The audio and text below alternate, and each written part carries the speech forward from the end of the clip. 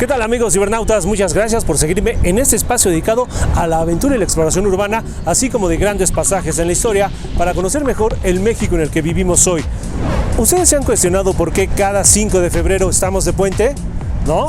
Bueno, para muchos historiadores, la Revolución de 1910 concluyó con la Carta Magna de Venustiano Carranza, la del 5 de febrero de 1917, puesto que ni Zapata trajo tierra ni libertad, ni Villa tampoco, ponen a Carranza como el gran triunfador de la revolución. Pero ¿qué tan cierto podría ser esto? Lo que sí es un hecho es que Carranza creó el ejército constitucionalista que actualmente tenemos, la Fuerza Aérea, la Marina, impulsó la Aeronáutica Nacional, inclusive los primeros aviones mexicanos se utilizaron en la revolución para combatir a las tropas de Villa, aparte de haber combatido la pandemia por gripe española de 1918. Pero ¿sabían que en realidad la Constitución de Carranza es una serie de modificaciones a las reformas de Juárez, su Constitución de 1857, que no fue nunca respetada? Definitivamente el México constitucionalista en el cual vivimos actualmente es una obra de Venustiano Carranza, pero sabrán que tampoco nunca quiso habitar el castillo de Chapultepec. De hecho, vivió en una casa muy cerquita de aquí, la cual actualmente es el Museo Casa de Carranza, desde donde vamos a ver todo esto. Pero comencemos por ver por qué modificó las reformas de Juárez, cuya Constitución de 1857 no fue respetada por más de 40 años. La realidad es que la Constitución de Juárez de 1857, que fue una reforma a la Constitución de los Insurgentes de 1821, la cual por cierto fue casi una copia de la Constitución de los Estados Unidos, fue rechazada a partir de las modificaciones que le hiciera el Benemérito de las Américas, dando origen a la Guerra de Reforma. En la práctica, no se le respetó. Primero hay que pensar en los años de guerra civil, que son la Guerra de Reforma e Intervención Francesa. Obviamente la Constitución no se va a aplicar durante ese periodo. Después viene el gobierno de Porfirio Díaz, su dictadura, que va de 1876 a 1911, con una interrupción de 4 años, que es el gobierno de Manuel González. Pero durante todo ese largo periodo de más de 30 años, la Constitución va a ser ignorada, porque Porfirio Díaz va a considerar que la Constitución no les permite gobernar, porque es una Constitución parlamentaria y le da más autoridad al Congreso que al presidente. De hecho, por eso se suscita la guerra civil, que es la Guerra de Reforma, porque el presidente Ignacio Comonfort, que es el que la jura, dice: esta Constitución no me permite gobernar. Y por eso da el golpe de Estado con el plan de Tacubaya, tratando de derogarla. Díaz, por tanto, va a ignorar a la Constitución y pues va a honrarla en las ceremonias, en el discurso, pero en la práctica la va a pasar por alto. Entonces, por alrededor de 40 años, la Constitución de Juárez de 1857 fue ignorada hasta que llegó Venustiano Carranza para darle solidez y respeto. Pero antes de continuar y mostrarles el Museo Casa de Carranza, hagamos brevemente un viaje por la historia para ver cómo Carranza se inició en la Guerra Civil Mexicana, mejor conocida como Revolución. Viene la Revolución. Francisco I. Madero es defensor de que se respete este marco legal, va incluso a derogar algunas reformas que Porfirio Díaz le había hecho, como el de permitir la reelección. Madero va a hacerle su propia reforma, que va a ser la de permitir el voto universal, el sufragio universal, que toda la gente pueda votar, simplemente por ser mayor de edad. Eso es algo que antes no había. Previo al estallido de la Revolución Mexicana, Venustiano Carranza, quien fuera un joven frustrado por no haber podido estudiar medicina por problemas de la vista, creció con una buena educación familiar basada en principios y valores institucionales y de respeto hacia las reformas de Juárez, por un padre que, después de haber gobernado en 5 ocasiones el municipio de Cuatro Ciénegas, Coahuila, le heredara la presidencia municipal. Y años después, al buscar la presidencia del estado de Coahuila, a lo cual fue rechazado por Porfirio Díaz, trajo como resultado que Venustiano Carranza apoyara a Francisco I. Madero en el movimiento revolucionario, a la que Panchito I. Madero, siendo ya presidente, le quitara los artículos y modificaciones que permitían que Porfirio Díaz pudiera estarse reeligiendo, lo cual a la vez le costara la vida junto con el vicepresidente José María Pino Suárez el 22 de febrero de 1913, asesinados a traición por Victoriano Huerta, un general que le era fiel a Porfirio Díaz y que viera la oportunidad de restaurar un régimen porfirista. Pero todo esto comenzó cuando Venustiano Carranza se levantó en contra del usurpamiento de la República por parte de Victoriano Huerta, creando el Ejército Constitucionalista. Y entonces Venustiano Carranza, que es gobernador de Coahuila, se va a levantar en armas en defensa del marco legal que Huerta está violando con su cuartelazo. Por eso su ejército se va a llamar constitucionalista. porque va a defender el orden constitucional, pero del 57. Y así el hombre que creía más en las leyes que en las armas, negándose a que se rompiera el orden constitucional y la usurpación presidencial, fue aceptado por el Congreso coahuilense en su levantamiento el 19 de febrero de 1913. El ejército actual se considera derivación del constitucionalista. Por eso el Día del Ejército es el 19 de febrero, que es el día que el Congreso de Coahuila autoriza a Carranza a levantarse contra Huerta.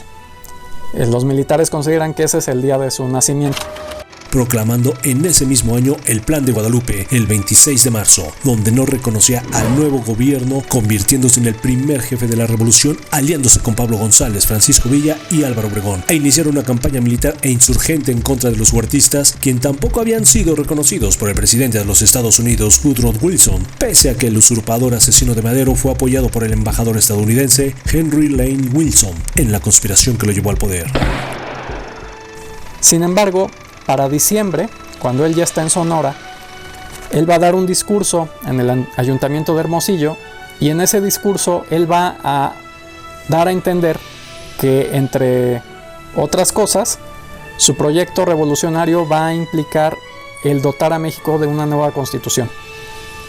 Una constitución que responda a las exigencias sociales y políticas de la revolución, logrando expulsar del país a Victoriano Huerta en junio de 1914, comenzando entonces el primer periodo presidencial de Venustiano Carranza del 13 de agosto de 1914 al 30 de abril de 1917 y bajo la nueva constitución del 1 de mayo de 1917 al 31 de mayo de 1920. Pero sabrán que Carranza nunca habitó formalmente el castillo de Chapultepec, sino que adquirió una serie de propiedades a lo largo de todo el Paseo de la Reforma, teniendo una en particular donde vivió el último año de su vida, llamado hoy el Museo Casa de Carranza.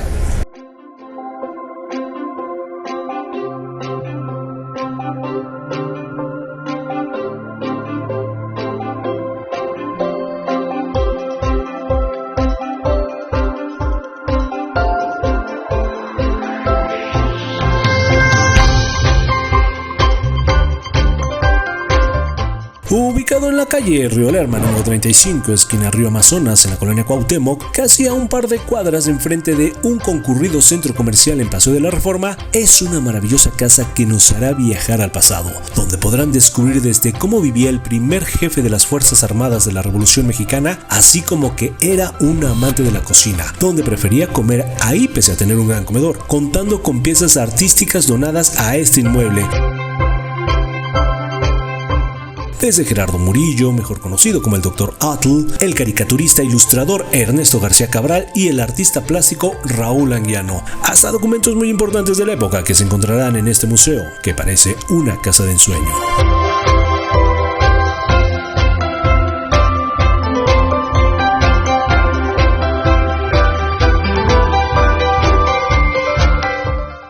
Pero ¿qué tal? Aquí hay una, no sé si es una original o es el original o es una copia del original de la Constitución mexicana, de la Carta Magna.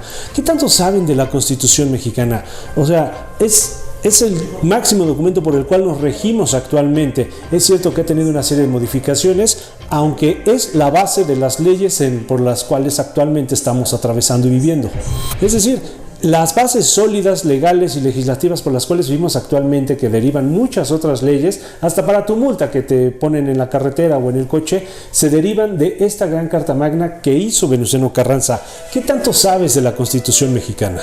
Tenemos un facsímil de la Constitución de 1917, la original se encuentra en el Archivo General de la Nación, y también aquí poseemos un ejemplar del diario de debates original del Congreso. Asimismo, tenemos facsimilares de otras de las constituciones que han regido nuestro país y mucha literatura en torno a temas constitucionalistas. Pues mientras me sigo paseando mostrándoles este maravilloso museo, brevemente les diré que las leyes se dividen en primarias y secundarias, de donde estas se derivan códigos y reglamentos como el civil, el penal, el familiar o el de tránsito, o el de protección al medio ambiente, entre otros, por ejemplo. Pero regresando al pasado, cuando la Constitución de Juárez no era reconocida o se la pasaban por el arco del triunfo, veamos cómo se iniciaron las reformas de Carranza. En 1916, cuando él en septiembre va a abrir una convocatoria para elegir diputados constituyentes. Estos diputados van a iniciar sus reuniones en noviembre de 1916, van a hacer las sesiones preparatorias en la Escuela de Bellas Artes, en su auditorio, y ya después el 1 de diciembre se van a reunir ya para las sesiones ordinarias en el Teatro Iturbide, hoy de la República. Carranza va a asistir a inaugurar el Congreso y les va a presentar un proyecto de reformas. Él, en términos formales, no está proponiendo una nueva constitución, sino reformarla del 57. Y por eso su proyecto es proyecto de reformas a la Constitución Política de los Estados Unidos Mexicanos, ¿no?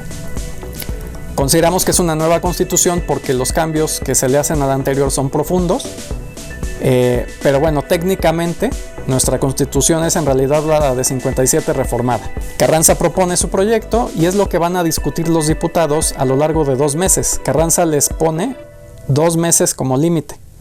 No va a ser un Congreso Constituyente que se prolongue indefinidamente, como los del siglo XIX, sino que Carranza, que es el primer jefe, les ordena que tienen del 1 de diciembre al 31 de enero. Después del 31 de enero ya tienen que tener lista la Constitución. Ellos van a respetar el proyecto de Carranza en la mayor parte, y sobre todo en la política. La política, la organización del Estado, no la van a tocar. Así que la república presidencialista de corte federal y representativo que propone Carranza es mantenida. Y esto va a poner fin a esta discusión de si la Constitución permitía o no gobernar. Al ser el poder ejecutivo el más fuerte de los 3 poderes, ya no va a haber pretexto para que los presidentes no respeten la Constitución. Así que Carranza, con este régimen presidencialista, resuelve ese problema. Pese a haber solucionado el problema presidencial y federal, donde Carranza fue asesorado por abogados como José Natividad Macías y Luis Manuel Rojas, donde plantearon que la Constitución debería ser un conjunto de leyes generales que establecieran los principios que rigen a la nación, hubo claros oscuros en el ámbito social, donde se buscó con diputados sin conocimientos ni educación o militares con conocimientos empíricos que no comprendían los conceptos jurídicos. Entonces con Carranza sumaron visiones que los llevaran al cumplimiento de las promesas sociales, creando de esta forma artículos muy destacables como el 3º, el 27, 123 y el 130. Entonces, ven el artículo 27 de Carranza, donde sí se habla de el reparto agrario, pero ellos van a decir no es suficiente que solo se mencione, hay que meter allí el reglamento. Y entonces meten una ley particular que va a ser el reglamento del reparto agrario que Carranza ya había publicado, ya había promulgado en 1915, el 6 de enero, y entonces pues van a hacer un artículo inmenso. Y lo mismo va a pasar con el 123, ¿no? Van a querer meter toda la reglamentación de ley obrera en el artículo 123, porque ellos tienen la idea de que si está en la Constitución no hay manera de que no se cumpla, de que se ignore. Entonces ellos creen que de esa forma van a asegurarse de que los siguientes gobiernos cumplan las promesas sociales de la revolución. En el artículo 3, Carranza plantea un artículo 3 liberal, donde se habla de la libertad de educación y de enseñanza. Y claro, él plantea que la enseñanza pública debe ser gratuita y laica, más no la privada. Pero los constituyentes se ponen en un plan muy anticlerical y dicen no, toda la educación en México debe ser laica, tanto la privada como la pública. Y pues ellos buscan prohibir que los sacerdotes, los religiosos den clases o posean escuelas. Buscan que solamente personas no religiosas dirijan las escuelas privadas y que va a estar en vigor ese punto de vista anticlerical hasta 1993, cuando Salinas de Gortari reforma el artículo para que pueda haber educación religiosa. Pero claro, este enfoque anticlerical, que también está en uno de los últimos artículos de la Constitución, que prohíbe las manifestaciones públicas del culto religioso, todos estos artículos anticlericales que van añadiendo los diputados van a tener que ser ignorados después de la Guerra Cristera. La guerra cristera le abre los ojos a los gobernantes revolucionarios y les va a hacer ver la necesidad de llevar un modus vivendi, en el cual la ley es anticlerical, pero en la práctica el gobierno se va a hacer de ojo grande y va a permitir que la gente practique su religión, porque el costo de la guerra cristera pues es muy alto y el gobierno termina por entender que no puede obligar a una población mayoritariamente católica a adoptar un enfoque secularizante de la vida. Pero más allá de eso, ¿sabían que Venustiano Carranza impulsó mucho la aeronáutica en México, lo cual derivó más adelante en lo que es la Fuerza Aérea Mexicana, teniendo sus sobrinos un papel muy determinante en esta historia, donde desgraciadamente uno de ellos, Emilio Carranza, tuvo un final trágico? Cuando viene la Revolución, el periodo de guerra civil, Carranza va a ser el primero en aprovechar la aviación como arma. No va a ser una novedad a nivel mundial, porque los primeros en usar aviones para bombardear van a ser los italianos en África. Pero Carranza después va a hacer lo mismo en 1914, combatiendo contra los villistas ahí en el Ébano, y entre los pilotos aviadores de este primer escuadrón, por así llamarlo, aunque está formado por 2 o 3 aviones, van a ser sobrinos de Venustiano Carranza, Alberto Salinas Carranza y Gustavo Salinas Caamiña. Ambos son sobrinos de Carranza, uno por parte de su esposa, el otro directamente por parte de una de sus hermanas, y van a ser primos entre ellos, por eso se apellidan Salinas. La esposa de Carranza era Virginia Salinas Balmaceda. Entonces es esta misma familia la que va a impulsar esto de la aviación militar. Ambos van a ir ascendiendo. Para 1919, Alberto es coronel, Gustavo es general brigadier dentro de la Fuerza Aérea carrancista, digamos. De hecho, Carranza va a decretar la creación de una Fuerza Aérea Mexicana. Después, cuando maten a Carranza, Alberto Salinas va a salir al exilio y va a tratar de rebelarse contra Obregón, pero Gustavo, su primo, va a permanecer al servicio del nuevo gobierno y va a estar al frente de la aviación durante el gobierno de Álvaro Obregón.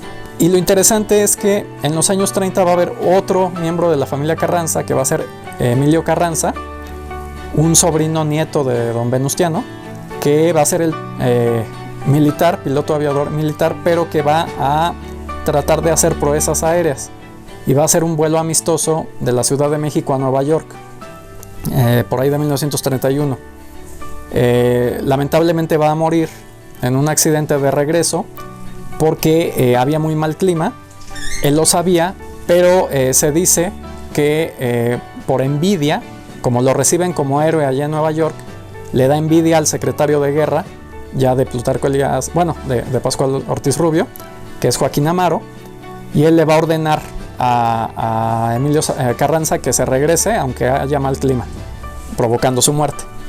Es lamentable, pero lo interesante es cómo todos estos Carranza, comenzando por el propio Venustiano, van a estar relacionados directa o indirectamente con la aparición de la aviación militar en México y con su desarrollo. ¿Y no les parece que Venustiano Carranza fue un gran personaje dentro de la historia de nuestro país? ¿Qué nos parece si nos regalan su opinión por redes sociales y nos escriben qué opinión tienen sobre el papel determinante que tuvo Venustiano Carranza en la conformación de nuestra nación?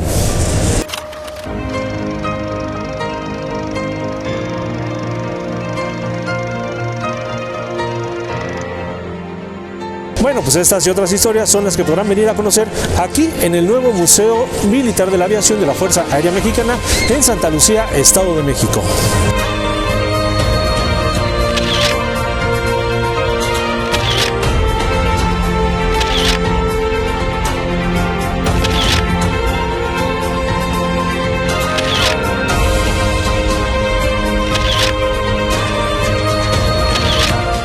Es más, la Marina Armada también se considera fundada por él, y por eso en el gobierno de Adolfo Ruiz Cortines pusieron el muro que está acá afuera, que tiene el relieve de Carranza y un timón, una rueda de timón.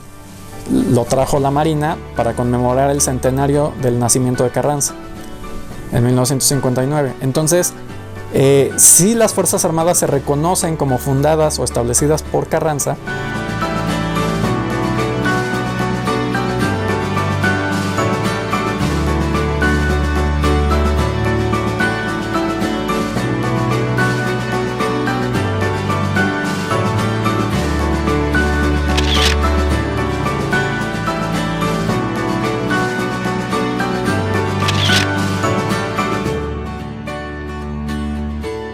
Entonces, mientras sigo recorriendo esta casa de ensueño que está abierta a todo el público, reflexiono las palabras del doctor e historiador Edwin Álvarez, pensando mucho sobre este personaje de la historia que creía más en las leyes que en las armas.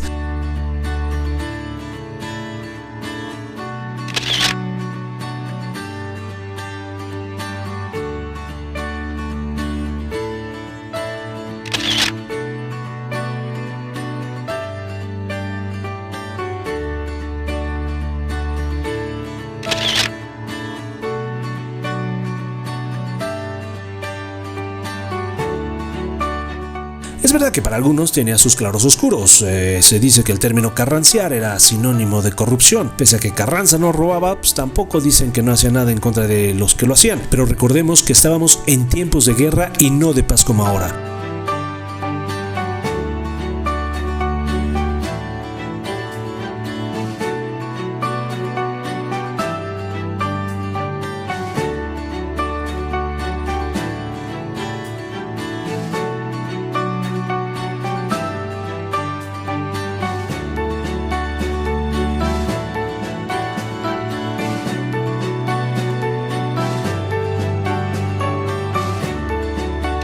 Se enfrentó a combatir la hambruna y la pobreza que habría de ser recordado también ese 1917 como el año del hambre.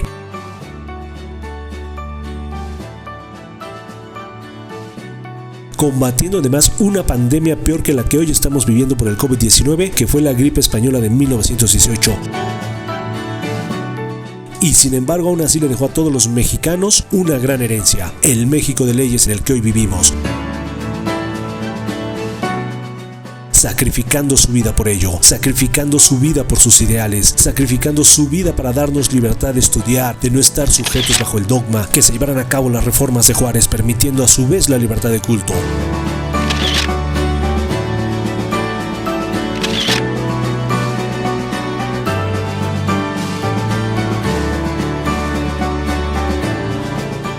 Procuró dejar bases sólidas para que los trabajadores y campesinos tengan mejores condiciones salariales y derechos laborales. Fue el primero en negar que los militares siguieran gobernando al país, considerando que se necesitaban personas mejor ilustradas y cultas para liderar a la nación, y no por las armas y las revueltas. Por eso negó la candidatura de Álvaro Obregón, queriendo poner en su lugar al ex embajador de México en Estados Unidos, Ignacio Bonilla, lo cual enfureciera a los militares que pretendían gobernar mandándolo asesinar, siendo Rodolfo Herrera el ejecutor, aunque no el autor intelectual.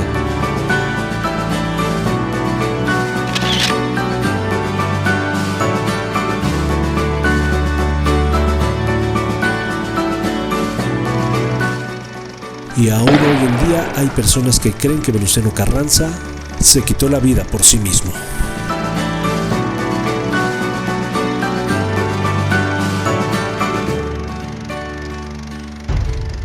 Es que en realidad Carranza debería de recibir muchos más honores de los que se le dan, porque se le escatiman mucho. Pero ¿quiénes son los que le escatiman los honores a Carranza? Los presidentes. Porque el ejército y la marina podrán reconocer a Carranza, pero ¿quién manda? El presidente. Y el presidente de la República es el que dice, no. Benito Juárez. No. Felipe Ángeles. O sea, Felipe Ángeles, ¿qué tiene que ver con la Fuerza Aérea? Nada, ¿no? Y es más, fue derrotado y murió por andar con Villa. O sea, no fue parte del ejército constitucionalista. Entonces, pero bueno, por una cuestión política, pues que el aeropuerto se llame Felipe Ángeles, aunque no tenga nada que ver, que el aeropuerto se llama Benito Juárez, aunque Benito Juárez pues ni siquiera sabía que existían los aviones porque no se habían inventado, etcétera, ¿no? Entonces son los gobernantes los que al final deciden y son ellos los que van honrando a las figuras que ellos quieren destacar.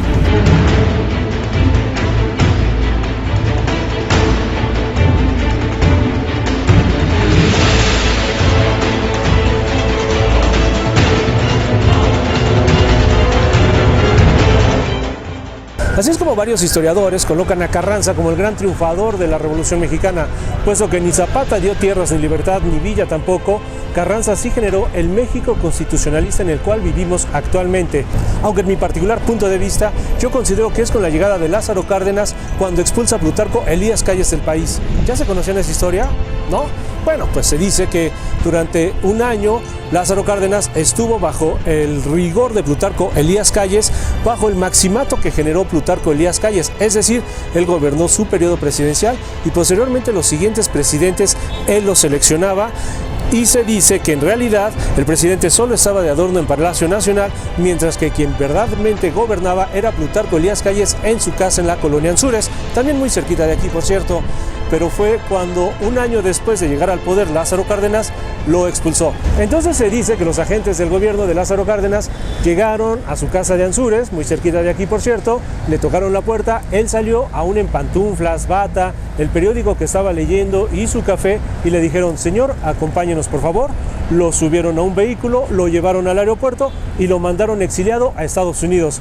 Evidentemente hubo un odio enorme de Plutarco Elías Calles hacia Lázaro Cárdenas.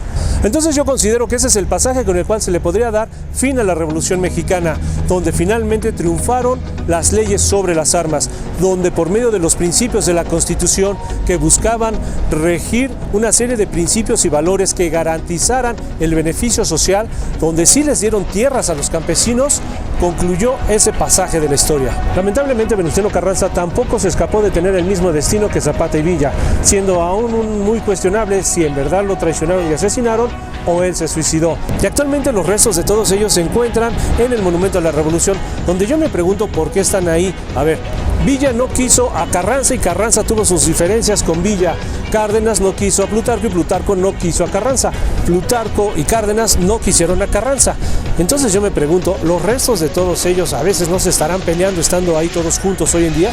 Y porque la cultura no tiene por qué ser aburrida, pues yo te invito a que conozcas el Museo Casa de Carranza, que se encuentra muy cerquita del castillo de Chapultepec, aquí en la calle de Río Lerma. Y finalmente quiero invitarlos a que se suscriban a mis canales, comenten ese video, lo compartan y busquen otras historias sobre las pandemias en México, particularmente la pandemia de 1918 por gripe española que combatiera Venustiano Carranza, contándoselas con documentos originales de la época que se encuentran aquí muy cerquita en el Museo Casa de Carranza. Y les recuerdo que quien se suscribe a estos canales recibirán un gran premio. Y ese premio es la luz del conocimiento. Nos vemos hasta la próxima.